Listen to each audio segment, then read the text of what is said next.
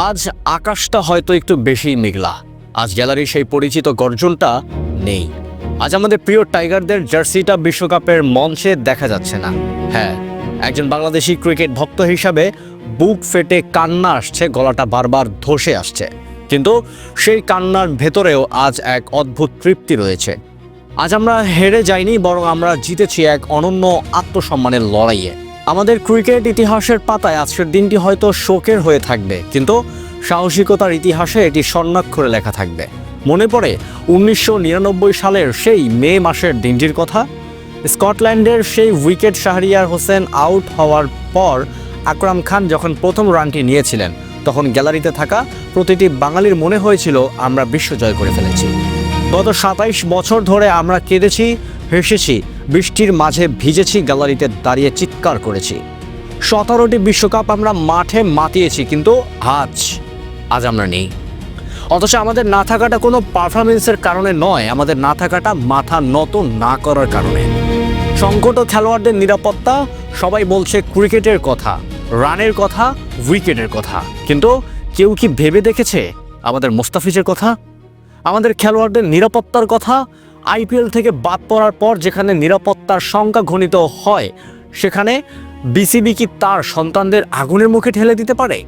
খেলোয়াড়রা তো কেবল আমাদের বিনোদন দেয় না, তারা আমাদের জাতীয় বীর। সেই বীরদের জীবন যদি অনিশ্চিত থাকে, যদি বিদেশের মাটিতে তারা চিন্তিত মনে মাঠে নামে, তবে সেই খেলা দিয়ে আমরা কী করব? আমরা তো শুধু ভ্যানু পরিবর্তনের দাবি জানিয়েছিলাম। আমরা তো চেয়েছিলাম খেলাটা হোক একটি নিরপেক্ষ ও নিরাপদ ভূমিতে। এটি কি খুব বড় অন্যায় হয়ে গিয়েছিল?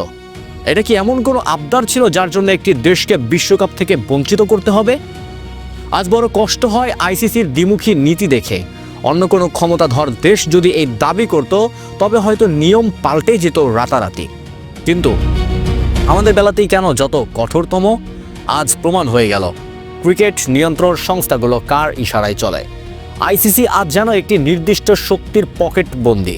তারা ভুলে গিয়েছে ক্রিকেট একটি বিশ্বজনীন খেলা, কোনো একক দেশের জমিদারিত্ব নয়। তবে এই অন্ধকারের মাঝেও আমরা এক ছিলাম না। যখন আমাদের সম্মানের প্রশ্ন গোটা বিশ্ব চুপ ছিল, তখন ঢাল হয়ে দাঁড়িয়েছে পাকিস্তান। তারা শত কোটি টাকার আর্থিক ক্ষতির ঝুঁকি নিয়েছে, আইসিসির রক্তচক্ষু উপেক্ষা করছে কেবল বাংলাদেশের ন্যায়ের পক্ষে দাঁড়াতে। ক্রিকেটের মাঠে লড়াইয়ে থাকতে পারে, কিন্তু আজ বিপদে যারা হাত বাড়িয়ে দিয়েছে তাদের প্রতি কৃতজ্ঞতা জানাই। Salute Pakistan cricket. এই ভ্রাতৃত্ব ক্রিকেটীয় সীমানা পাড়িয়ে আজ প্রতিটি বাঙালির হৃদয়ে জায়গা করে নিয়েছে। হ্যাঁ, এবার হয়তো অন্য দলগুলো বিশ্বকাপ ট্রফি নিয়ে উল্লাস করবে, হয়তো গ্যালারিতে লাল সবুজের পতাকা উড়বে না, কিন্তু আমরা বুক ফুলিয়ে বলতে পারবো আমরা আমাদের মেরুদণ্ড বিক্রি করিনি। আমাদের কাছে ট্রফির চেয়ে খেলোয়াড়দের জীবন দামি, আমাদের কাছে টুর্নামেন্টের চেয়ে দেশের সম্মান অনেক বড়। ইনশাআল্লাহ এই ত্যাগ বৃথা যাবে না। যে সম্মান নিয়ে আমরা আজ সরে দাঁড়িয়েছি, সেই সম্মান নিয়েই আমরা আবার ফিরব।